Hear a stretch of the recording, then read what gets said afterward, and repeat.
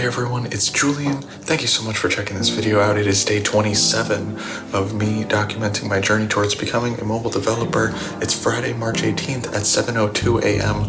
Getting started a little bit later today, mainly because I have the day off. So I took my time to go out and get a little bit of Starbucks before getting started today. Feels good, it was nice to get out nice and early. I love the early morning, but anyway, let's get into it. Yesterday's vlog was all about me doing a couple lessons, or one lesson rather, on the Ultimate Portfolio app course on the Hacking with Swift website.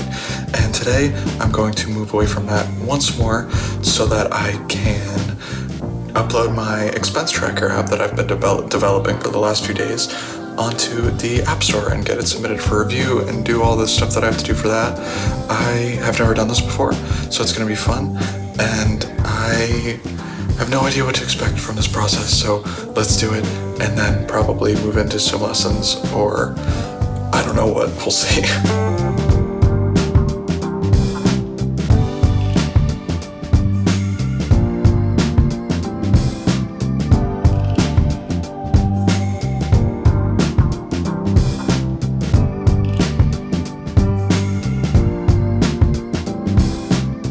So it's now 10:20 a.m. I took a bit of a break after I got my app submitted for review on the App Store. That took way longer than I was expecting it to because I had to get screenshots done for the App Store description for where the app would be listed.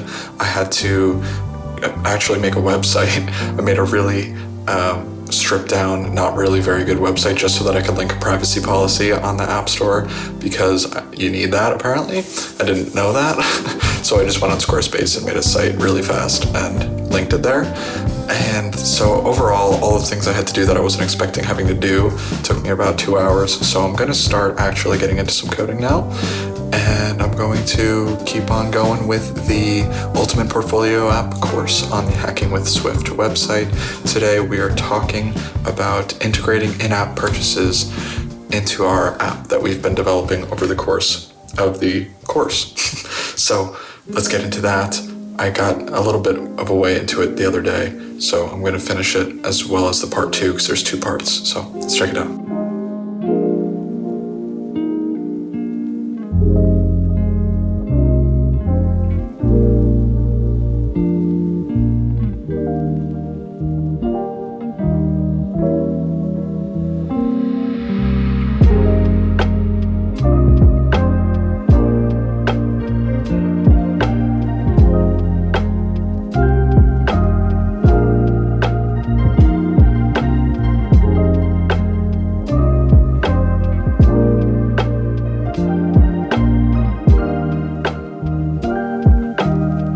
So I just finished going through a lesson. Let's check out what I did. Basically, everything I did happened in the unlockmanager.swift file.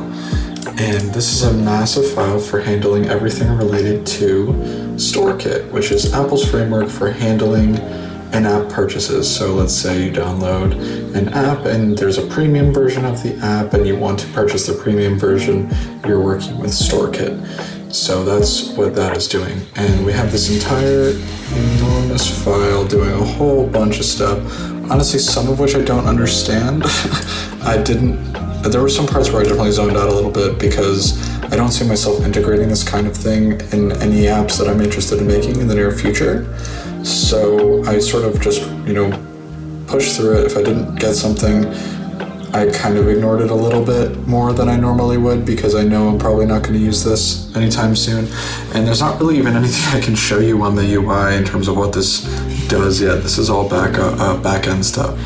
But basically we're creating a purchasable item, unlock full app, that is giving users the ability to add more than one project to their app. And this is an app for tracking your progress, learning a skill, and a project is a skill. So for example, learning guitar.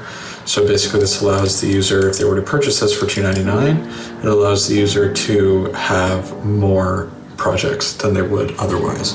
So that's pretty much it. This really isn't a very informative section from your standpoint because I'm not really even showing you anything specific because a lot of this stuff I don't get.